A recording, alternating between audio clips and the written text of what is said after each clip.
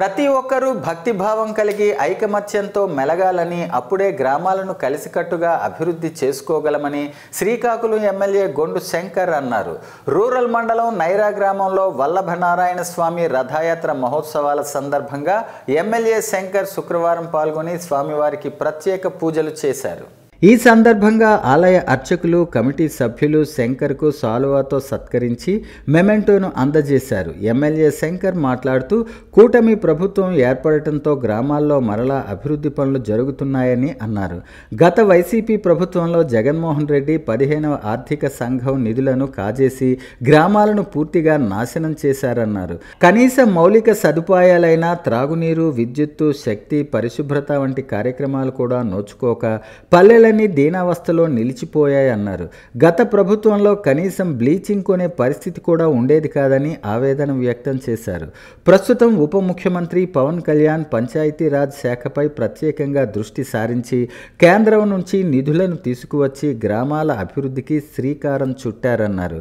Record స్థాయిలో 13,000 గ్రామ సభలను ఒకే రోజు నిర్వహించి పల్లె పండుగ పేరుతో అభివృద్ధి పనులను గుర్తించారు అన్నారు. సంక్రాంతి నాటికి ఆయా పనులను ప్రారంభించి గ్రామాలకు కొత్త శోభ తీసుకువచ్చిన ఘనత కూటమి ప్రభుత్వానికి దక్కుతుందన్నారు. గ్రామస్తులంతా ఈ రథయాత్ర ఉత్సవాల్లో పాల్గొని స్వామివారిని దర్శించుకుని అభిషేకాలు, పూజలు నిర్వహించారు. వల్లభనారాయణ స్వామి గుడికి ట్రస్టీగా ఉంటున్నాము. ప్రతి సంవత్సరంలాగే ముక్కరు మరుసటి రోజు గ్రామంలో రథయాత్ర జరుగుతుంది. చుట్టుపక్కల గ్రామస్తులు 40 గ్రామాల నుండి గ్రామంకి వచ్చి దర్శనాలు చేసుకుంటారు.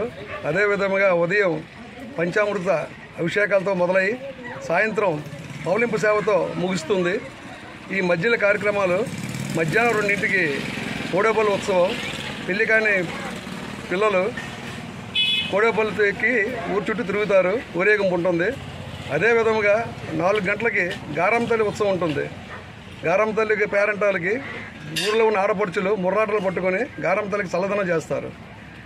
అదేవిధంగా సాయంత్రం 5ంటికి కోలాటం, బురిగవలస వాడితే కోలాట ఉత్సవం ఉన్నది. సాయంత్రం తిరువీధి ఉత్సవం.